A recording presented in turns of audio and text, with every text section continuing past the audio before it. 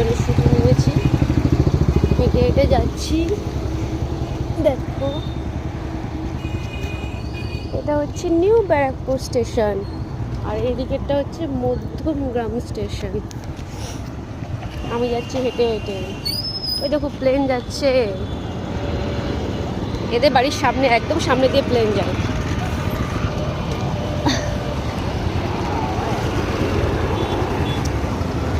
দেখো চলে গেল, একদম যেন মাথার উপর দিয়ে প্লেন যায় এদের বাড়িতে। দেখো গেটও পড়েছে, মানে এদের এখানে প্লেনও কাছাকাছি, মানে এয়ারপোর্টটাও কাছাকাছি আর স্টেশনটাও কাছাকাছি।